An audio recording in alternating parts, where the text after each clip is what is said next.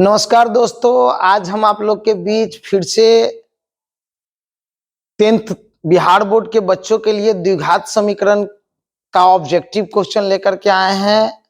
आप सारे बच्चों को हम बता देना चाहते हैं कि ऑब्जेक्टिव के मैराथन में अभी हम चल रहे हैं और आप सारे बच्चों को इससे पहले हमने 3 चैप्टर का ऑब्जेक्टिव मटेरियल दिया था, वास्तविक संख्या, बहुपद और 2 चर वाला रैखिक समीकरण। आज आप लोग के बीच हम द्विघात समीकरण का ऑब्जेक्टिव मटेरियल के बारे में बताना चाहते हैं। द्विघात समीकरण यानी क्वाड्रेटिक इक्वेशन, यानी जिसको हम लोग द्विघात समीकरण कहते हैं। द्विघात समीकरण द्विघात बहुपद का ही एक पार्ट है। आप लोग बहुपद चैप्टर में आपको द्विघात बहुपद के बारे में एकदम डीपली पढ़ाए थे कि द्विघात बहुपद हम लोग वैसे बहुपद को कहते हैं कि वैसा बहुपद जो ax² plus bx plus c के रूप में हो, उसे द्विघात बहुपद कहते हैं। तो इसमें भी कोई खास अंतर नहीं होता है। द्विघात समीकरण का सेम प्रोसेस है। इसे भी वैसा समीकरण जो ax² plus bx plus c के रूप बराबर 0 के रूप में हो, उसे द्विघात समीकरण कहते हैं। जैसे द्विघात बहुपद का अधिकतम घात 2 होता है, वैसे ही द्विघात समीकरण का भी अधिकतम घात 2 होता है। जैसे 2x² प्लस 8x प्लस 6 एक द्विघात समीकरण है, चाहे 2x² माइनस 3x प्लस 1 एक द्विघात समीकरण है, चाहे 3x² माइनस √5x एक द्विघात समीकरण है। जैसे द्विघात बहुपद में शून्य की संख्या 2 होते थे, उसी प्रकार द्विघात समीकरण में भी शून्य की संख्या वही 2 होते हैं और इसके भी शून्य को अल्फा और बीटा से हम सूचित करते हैं। अब सारे बच्चों को बता देते हैं कि द्विघात समीकरण या द्विघात बहुपद के प्रोसेस में कोई अंतर नहीं है, पहचान में भी कोई अंतर नहीं है, सिर्फ उसके नाम में और कहीं कहीं पर कुछ लैंग्वेज क्वेश्चन के टर्म एंड कंडीशन में कुछ फर्क देखने को मिलते हैं। बाकी कहीं द्विघात बहुपद और द्विघात समीकरण में कोई डिफरेंस नहीं है। यानी कि there are no difference between quadratic equation and quadratic polynomial. यानी कोई अंतर आपको ना तो द्विघात बहुपद में देखने को मिलेगा और ना ही द्विघात समीकरण में देखने को मिलेगा। जैसे आप लोग को बताए थे पिछले वीडियो में कि द्विघात बहुपद को 3 विधि से बनाया जाता है, वही विधि यहाँ भी लागू होता है। गुणनखंड विधि, द्विघातीय सूत्र जैसे डी अल्फा बीटा मेथड होता है, जिसमें हम डी के आधार पर अल्फा और बीटा का चयन करते हैं, और एक विधि होता है पूर्ण वर्ग विधि। अब सारे बच्चे अगर मेरे यहाँ निराला विद्या मंदिर में अगर ऑफलाइन क्लास किए होंगे तो द्विघात समीकरण में 4.1 जिसमें द्विघात समीकरण का पहचान करने का तरीका बताए थे कि आपको अगर कोई कैलकुलेशन दे दे तो कौन द्विघात समीकरण है और कौन द्विघात समीकरण नहीं है, उसका पहचान करना हमने आपको बीटीसी बुक के 4.1 में पढ़ाया था कि जो समीकरण ax² plus bx plus c बराबर 0 के रूप में हो वो द्विघात समीकरण होते हैं, और जो ax² plus bx plus c बराबर 0 के रूप में न हो वो द्विघात समीकरण नहीं होते हैं। उसके बाद हमने बहुपद चैप्टर में ही आप लोगों को गुणनखंड बनाने का तरीका बताया था। उसके बाद डी अल्फा बीटा कैसे निकलता है ये बात हमने बहुपद चैप्टर में ही आप लोग को बताए हुए हैं।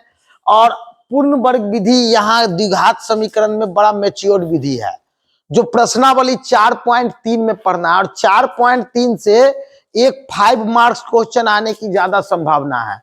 प्रश्नावली 4.3 आपका वीवीआई चैप्टर है, इसलिए अगर आप लोग घर पर बैठ करके मैथ रिवीजन कर रहे हो तो अगर किसी भी तरह का दिक्कत हो तो हमारे व्हाट्सएप नंबर 9386763582 पर आप कॉल करके चाहे व्हाट्सएप मैसेज कीजिएगा, हम आपको टोटल क्वेश्चन का पीडीएफ फाइल भेज देंगे ताकि आपको दिक्कत नहीं होगा।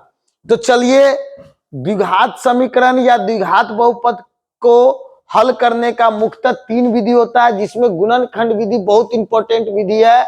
अगर गुणनखंड नहीं आ रहा है द्विघात समीकरण का या द्विघात बहुपद का तो ये चैप्टर आप बेकार पढ़ते हैं, तब आपके पल्ला नहीं पड़ेगा।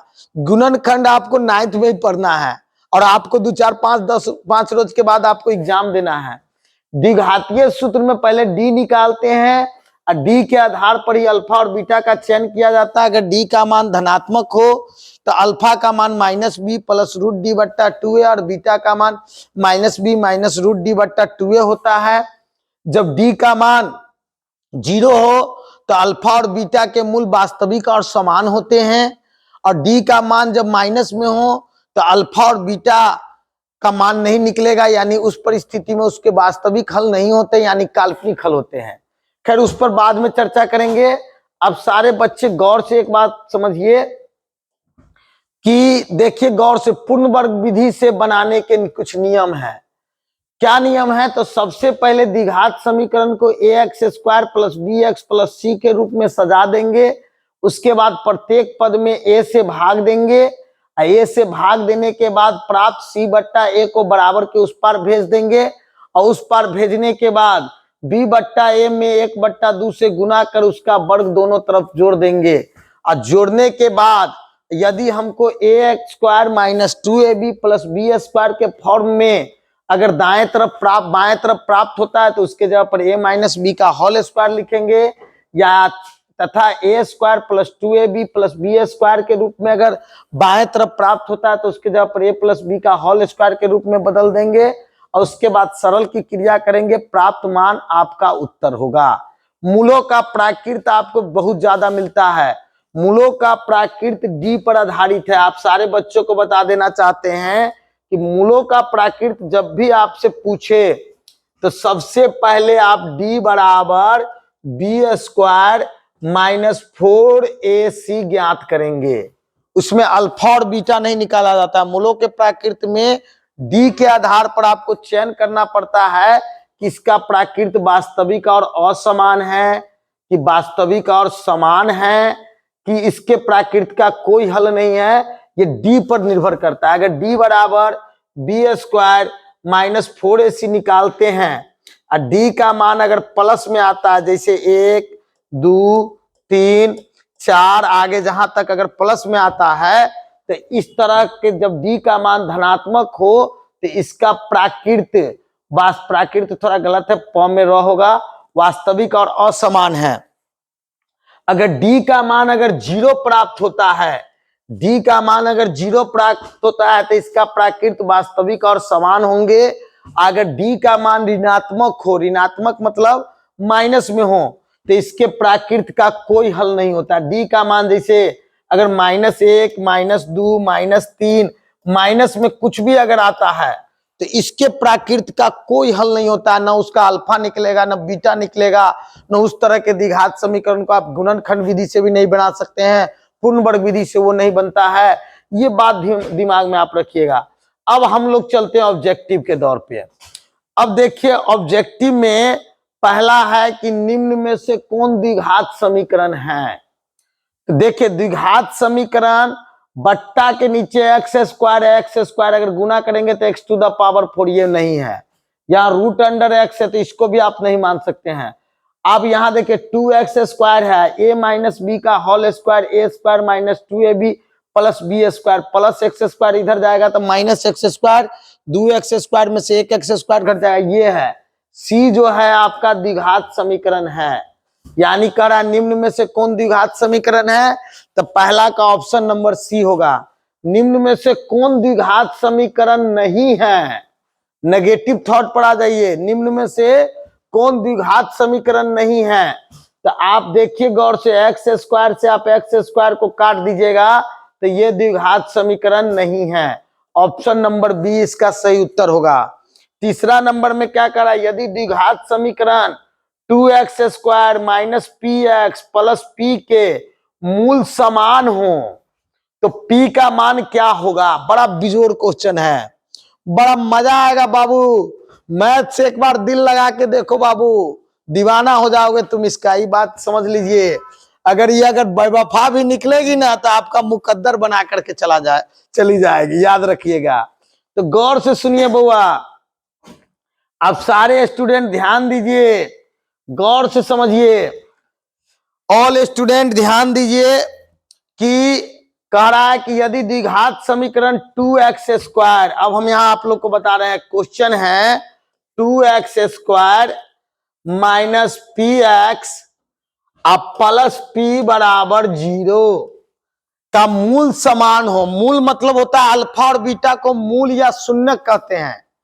तो अल्फा और बीटा दोनों समान कब होते हैं? जब डी का मान 0 होता है। डी का मान जब 0 होता है तो उसके प्राकृत वास्तविक और समान होते हैं। और जब डी का मान 1 2 3 4 5 6 7 8 आवे ना तो उसका प्राकृत वास्तविक और असमान होते हैं। उसका अल्फा अलग होगा, बीटा अलग कब होगा? जब डी का मान 1 या 1 से ऊपर आवे। और डी का मान जब 0 आता है तो मूल वास्तविक और समान होता है। तो यही तीसरा नंबर क्वेश्चन है। ए के जगह पर हो जाएगा 2x² है, तो x² के साथ यहाँ 2 है, तो ए के जगह पर 2। बी का मान हो जाएगा, गौर से सुनिए, -p, और सी का मान हो जाएगा प्लस, गौर से देखिए, सी का मान हो जाएगा सीधे p। तो गौर से समझिए, तो d बराबर यहां 0 होगा। क्यों 0 होगा? क्योंकि इसका मूल समान है।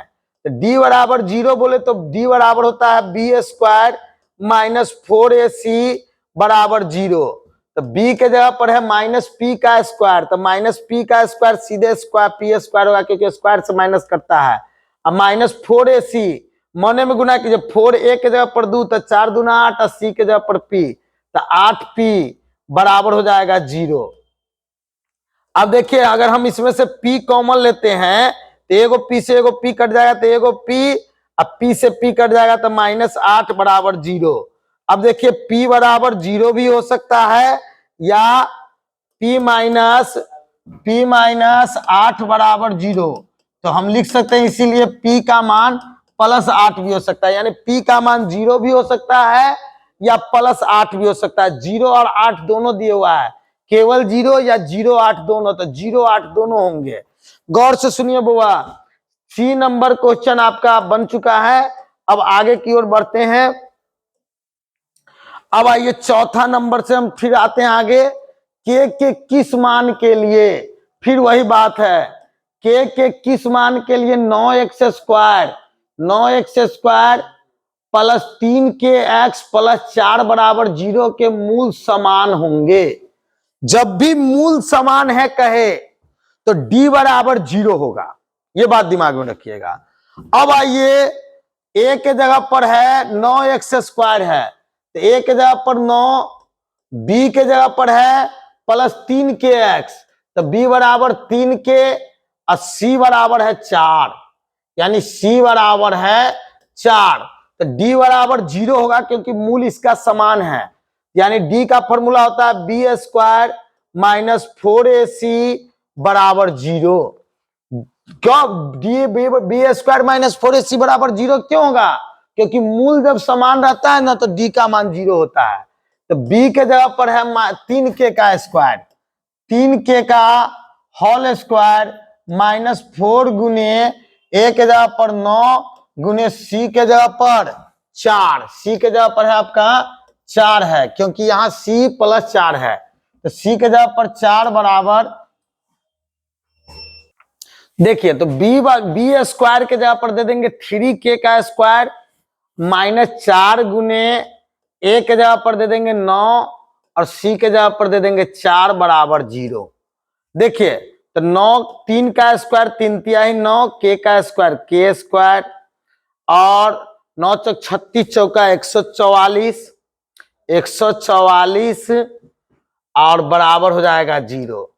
अब आते हैं तो 4k² अब -144 इधर जाएगा तो +144। तो गौर से सुनिए, 9 हो गया, 9k², तो हम लिख सकते हैं k² बराबर 144, अब गुना में 9 है तो भागा में 9। अब आइए इसको काटते हैं, 9 × 9, 9 × 6 = 54, 16 हो गया। तो k बराबर स्क्वायर हटेगा तो ±√16 का वर्गमूल हो जाएगा +-4, +-4। देखिए, +-4, बी ऑप्शन इसका सही है, यानी चौथा का आपका बी ऑप्शन सही हुआ। अब आगे बढ़ते हैं। देखिए, अब आते हैं 5वां नंबर क्वेश्चन है, द्विघात समीकरण y² - 3y - 18 के मूल होंगे। मूल होंगे तो मूल निकालने का तो कई गो तरीका है। डी गुणनखंड विधि से भी आप इसका निकाल दीजिएगा मूल, डी अल्फा बीटा से भी मूल निकाल सकते हैं पूर्ण वर्ग विधि से। तो एक नंबरी के लिए गुणनखंड विधि सबसे बेहतरीन विधि है।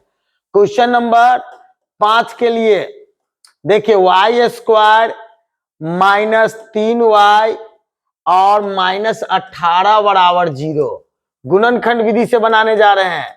तो वाई स्क्वायर माइनस 18 बराबर 0 गुणनखंड में अंतिम से शुरू में गुना करेंगे तो माइनस 18 गुने Y square minus 18 Y square, 18 को तोड़ेंगे 36 का 18 माइनस 6y प्लस 3y। अब देखिए गौर से, y अगर हम कॉमन ले लेते हैं तो एक y से एक y कटेगा तो एक y, और y से y कटेगा तो 6, प्लस 3 अगर कॉमन ले लेते हैं तो y माइनस प्लस माइनस 6 बराबर 0। अब आइए y माइनस 6 y माइनस 6 तो y माइनस 6, अब बाहर बच गया y प्लस 3 बराबर 0। गौर से देखिए बुआ, यदि y माइनस 6 बराबर 0 तो इसीलिए y बराबर माइनस 6 इधर गया तो प्लस 6, अब तो दीजिए y प्लस 3 बराबर 0 तो इसीलिए y बराबर प्लस 3 उधर गया तो माइनस 3। 6 और माइनस 3 इसका आंसर है, 6 और माइनस 3। देखिए आसान है, कोई दिक्कत नहीं है, पांचवा का बी ऑप्शन सही है। अब आगे देखिए, आगे है कि द्विघात समीकरण एक्स स्क्वायर प्लस 5x बराबर 0 के मूलों का प्राकृत क्या है। मूलों का प्राकृत डी से निकलता है। देखिए एक्स स्क्वायर माइनस 5x बराबर 0, तो ए के जगह पर सीधे एक्स स्क्वायर के आगे कुछ नहीं थे 1 दे देंगे, बी के जगह पर माइनस 5 दे देंगे, और सी के जगह पर यहाँ अचर मान नहीं है तो 0 दे देंगे। तो मूलों का प्राकृत निकालने के लिए विवेचक निकालना पड़ेगा, जिसको डिस्क्रिमिनेंट कहते हैं, बी स्क्वायर माइनस 4ac। तो बी स्क्वायर के जगह पर हो जाएगा माइनस 5 का स्क्वायर माइनस 4 गुने ए के जगह पर 1 गुने सी के जगह पर 0, 50 25 और 4 गुने 0 0, तो सीधे 25 हो गया। 25 हो गया तो जब डी का मान प्लस में आवे 1 2 3 4 5 6 7 8 1 या 1 से अधिक आवे तो इसका प्राकृत वास्तविक और असमान होंगे। अगर 0 डी का मान आता तो वास्तविक और समान होता, डी का मान माइनस में आता तो अवास्तविक होता। तो यहाँ डी का मान 1 से बड़ा आ रहा है, इसीलिए इसका प्राकृत वास्तविक और असमान होगा, यानी कि ऑप्शन नंबर 6 का बी हो जाएगा। सातवां, A X square plus B X बराबर सी के मूल अल्फा और बीटा हो, तो अल्फा जो बीटा का मान क्या होगा।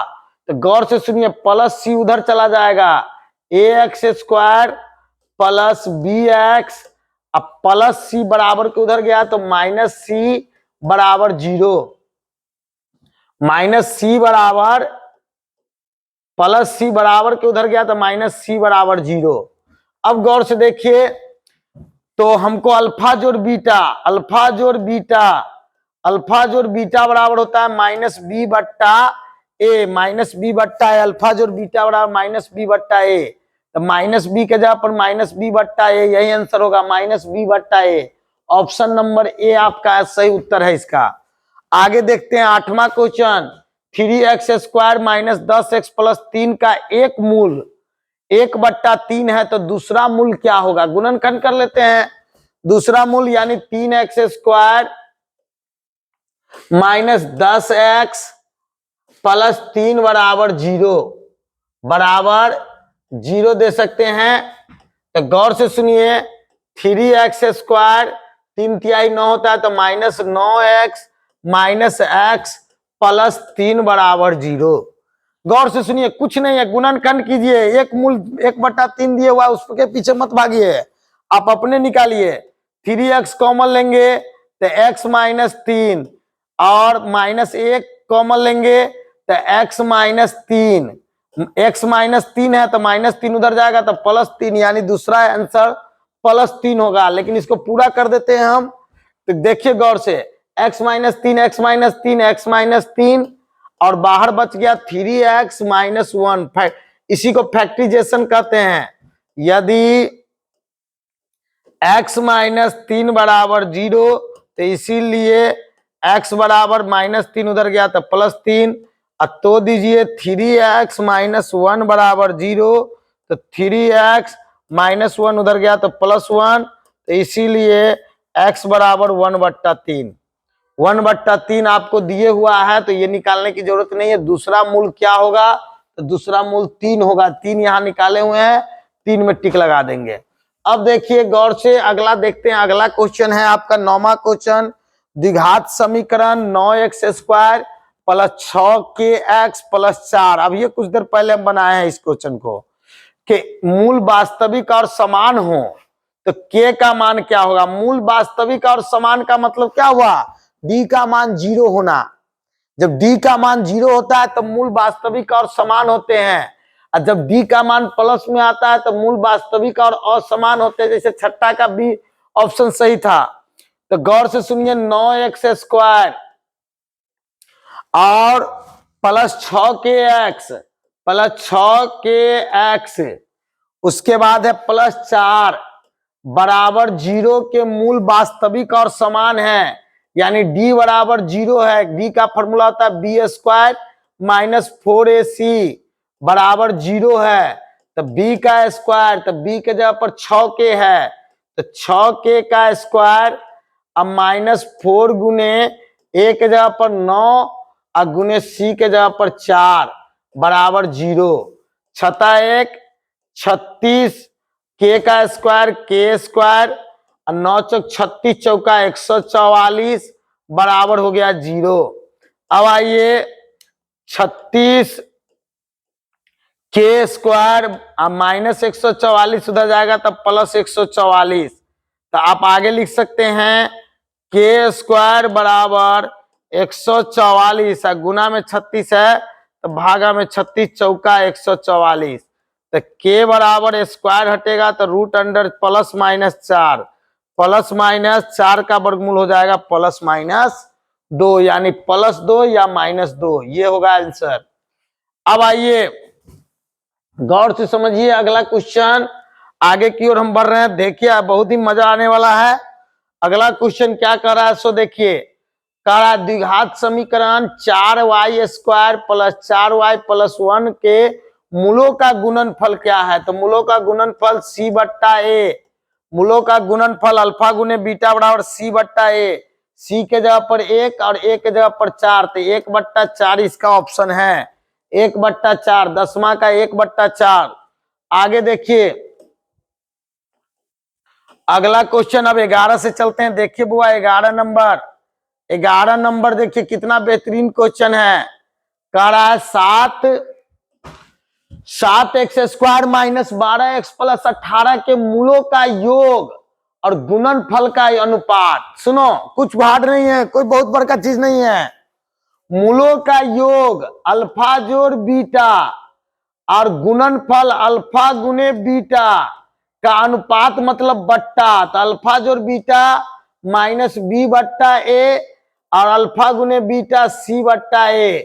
तो -b/a और नीचे का 2 तल्ला गुना में बदलेगा तो नीचे वाला a ऊपर और ऊपर वाला c नीचे। a से a काट देंगे तो -b/c इसका अनुपात है। तो -b के जगह पर -12 है। देखिए तो -b के जगह पर -12 माइनस +12 अब बट्टा c के जगह पर 18। देखिए -12 है, b के जगह पर -12 है तो -c या -c +12 और c के जगह पर 18 है। 6 दूना 12 और 36 का 18, यानी 2/3 बोले तो 2:3। 2:3 यहाँ देखिए कितना आराम से बन रहा है, एकदम मखानी क्वेश्चन सब है। गौर से देखिए अगला क्वेश्चन है ax² plus bx plus c बराबर 0 के मूल अगर बराबर हो तो c का मान क्या होगा। यानी अगर मूल बराबर हो तो d का मान 0 होता है। 0 होता है तो d बराबर b² माइनस 4ac बराबर 0 हो जाएगा। तो -4ac plus b -4ac। a के जगह पर a रहेगा, b के जगह पर b रहेगा, c के जगह पर c रहेगा। कोई अदला बदली इसमें नहीं है।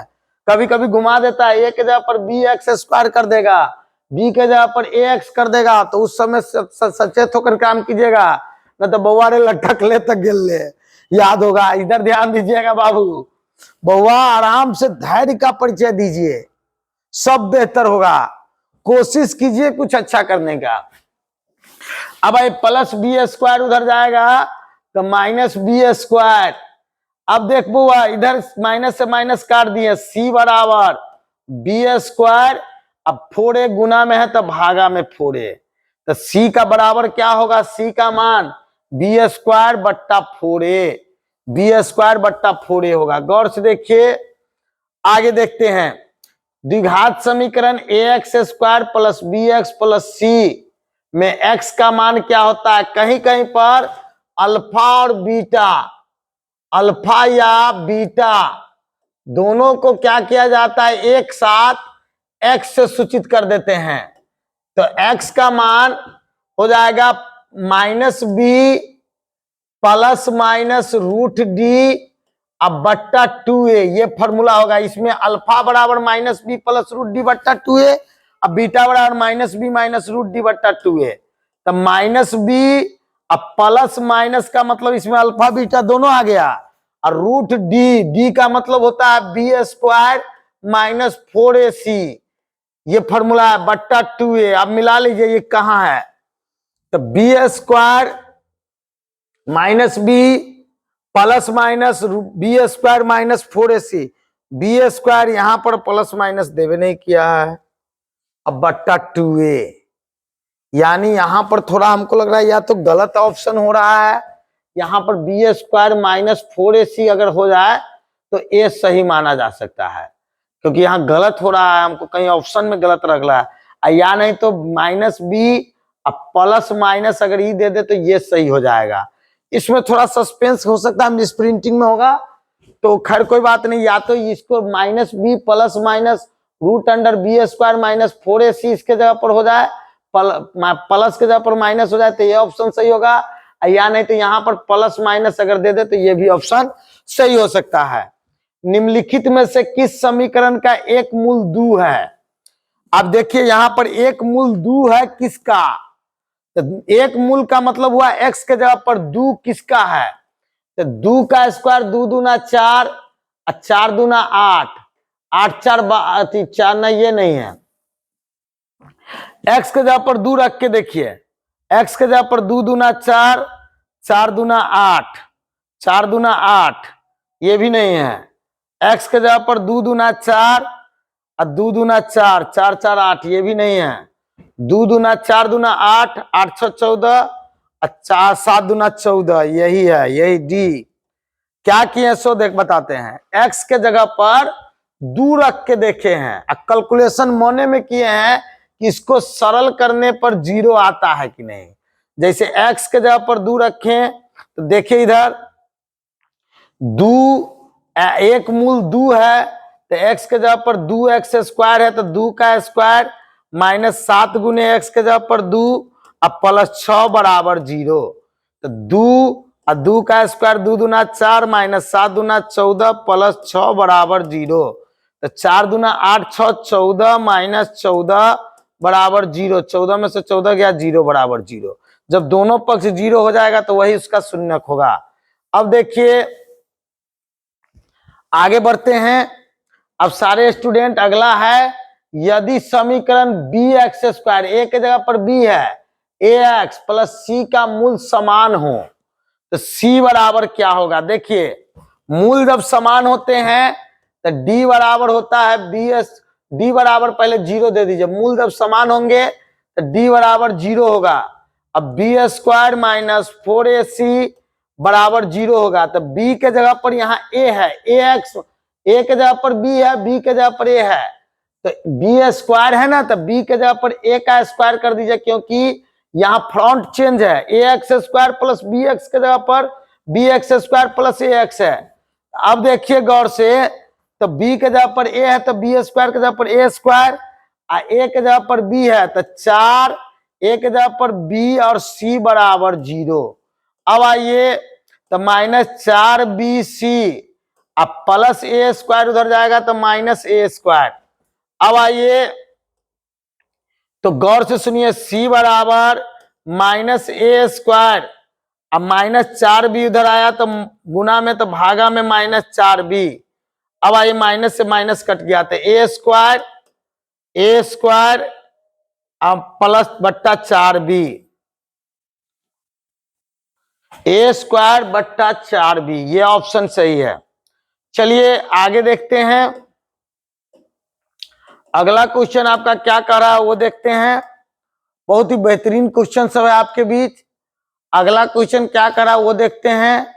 अगला क्वेश्चन है एक्स स्क्वायर माइनस 15x अब प्लस 50 का विभक्तर होगा। विभक्तर का मतलब हुआ डी का मान क्या होगा, x square minus 15x, x छूट गया हुआ है, माइनस 15x अब प्लस 50 का बराबर 0 का विभक्तर होगा। तो ए के जगह पर 1 दे दीजिए, बी के जगह पर -15 दे दीजिए और सी बराबर 50 दे दीजिए।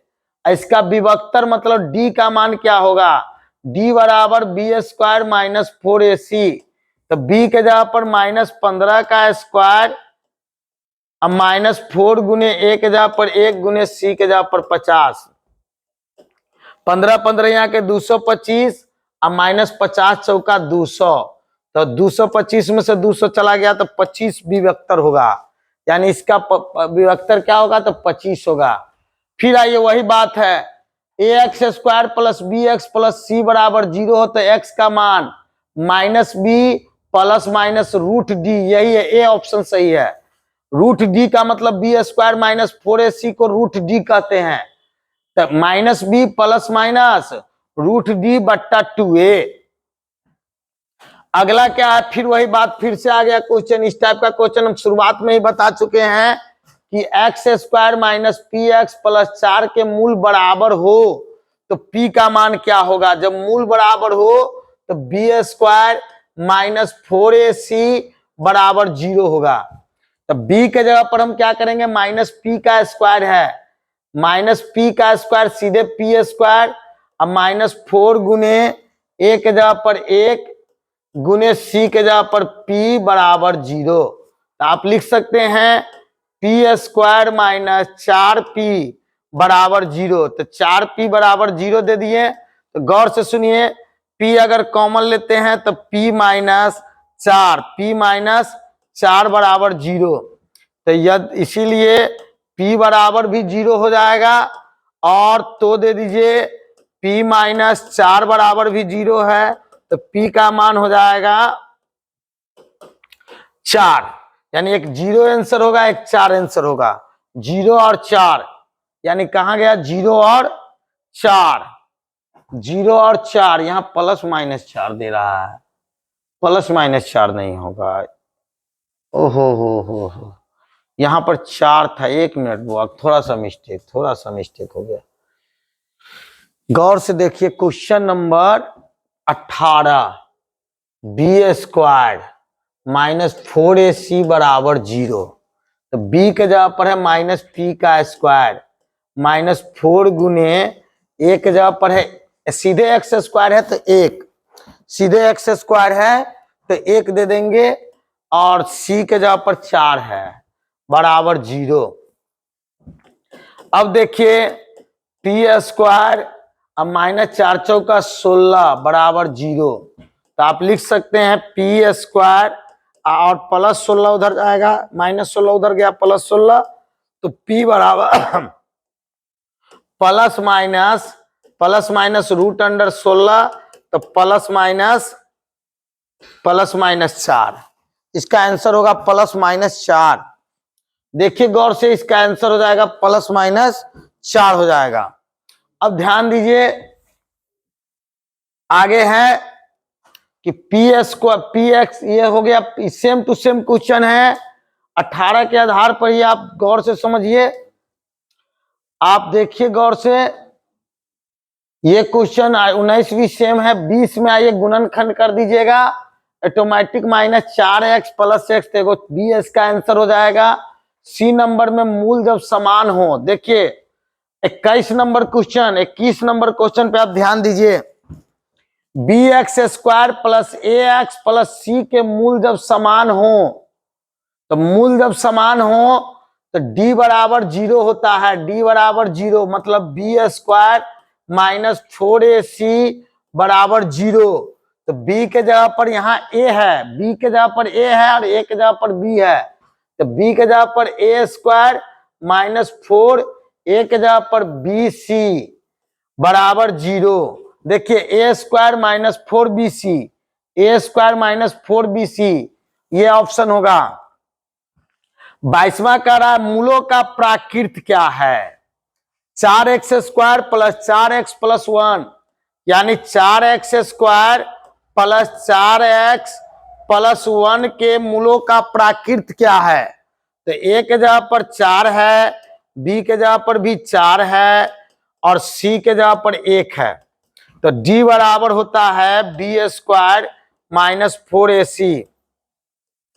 बी के जगह पर बुआ 4 का स्क्वायर माइनस 4 गुने ए के जगह पर 4 गुने सी के जगह पर 1, 4 चौका 16 माइनस 4 चौका 16, 16 में से 16 गया 0, यानी मूलों का प्राकृत 0 जब रहे, डी का मान जब 0 आता है ना, तब वास्तविक और समान, वास्तविक और समान और वास्तविक और बराबर दे दिया है, दोनों तो एक के है, एक काम होगा, यानी कि वास्तविक और समान नहीं होगा, तब ये असमान होना चाहिए था, असमान। वास्तविक और असमान होता तब ये ऑप्शन नहीं होता। वास्तविक और समान और बराबर में तो कोई अंतर ही नहीं है। चलिए अगला देखते हैं। अगला क्वेश्चन है यदि अल्फा और तथा बीटा द्विघात समीकरण इतना इतना के मूल हो तो 1/अल्फा बहुपद में पढ़ाए हुए हैं और जोड़ 1/बीटा बराबर होता है -b/c। तो माइनस बी के जगह पर माइनस दू तो माइनस माइनस प्लस दू, अब बट्टा सी के जगह पर माइनस बी के जगह पर, सॉरी बुआ, माइनस बी के जगह पर है 1, अब बट्टा सी के जगह पर है -2। तो हम क्या करेंगे, काट देंगे तो 1/2, 1/2, 1/2, ए नंबर ऑप्शन सही है। द्विघात समीकरण अब देखिए cx स्क्वायर कह रहा है, ए के जगह पर सी है, बी के जगह पर बी है, सी के जगह पर ए है। इसके विवेचक अगर शून्य है तो समान मूल में बीटा का मान क्या होगा। तो जब विवेचक बोलते हैं डी को, जब डी बराबर 0 हो तब अल्फा और बीटा बराबर -b/2a। तो माइनस बी के जगह पर माइनस से बी है, अब बट्टा 2 गुने ए के जगह पर ए के बदला में यहाँ ए के स्थान सी रखे हुआ है तो सी दे देंगे, -b/2c, माइनस बी आओ माइनस बी तो माइनस माइनस प्लस हो जाएगा, क्योंकि यहाँ माइनस ये भी है तो माइनस माइनस प्लस, तो प्लस b/2c, इसका आंसर 2c। अब गौर से देखिए, आगे बढ़ते हैं हम थोड़ा, बस हो गया लास्ट क्वेश्चन। देखिए कैसे द्विघात समीकरण पास हो गया, पता भी नहीं चला आप लोगों को। किसी द्विघात समीकरण के विवेचक का मान 0 से बड़ा हो, मतलब 0 से बड़ा हो यानी धनात्मक हो, तो दोनों मूल होंगे, दोनों मूल क्या होंगे, वास्तविक और असमान, जिसको वास्तविक और भिन्न भी कहते हैं। वास्तविक और भिन्न, ये ही आंसर होगा। वास्तविक और समान नहीं होगा, समान कब होता है, जब डी का मान 0 होता, और अवास्तविक और भिन्न कब होता, जब डी का मान माइनस में होता है, यानी पहला ऑप्शन सही है बुआ। इसी के साथ आज द्विघात समीकरण का ऑब्जेक्टिव बता दिए। द्विघात समीकरण का कोई भी क्वेश्चन आपको इसी के अंदर से आएगा। इतने ही के लिए वीडियो हमेशा देखिए, अभी से एग्जाम तक खूब देखिए, ताकि एक को ऑब्जेक्टिव 50 का 50 सही ऑब्जेक्टिव आपको हम देंगे। आप अगर एग्जाम हॉल में हम मेरे चैनल को सब्सक्राइब करके अगर मेरा पूरा वीडियो देखते हैं तो ऑब्जेक्टिव के लिए टेंशन फ्री रखिएगा, और मेरा प्रयास होगा कि अगले सेशन के लिए प्रत्येक चैप्टर वाइज सॉल्यूशन लेकर के हम आप लोग के बीच आएंगे। आप लोग हमेशा हमारे चैनल को सब्सक्राइब करके और बेल आइकन को दबा दीजिएगा, आपको हमेशा बेनिफिट मिलता रहेगा। इतना ही कह करके हम अपने बात को आज यहीं पे समाप्त करते हैं। जय हिंद, जय भारत।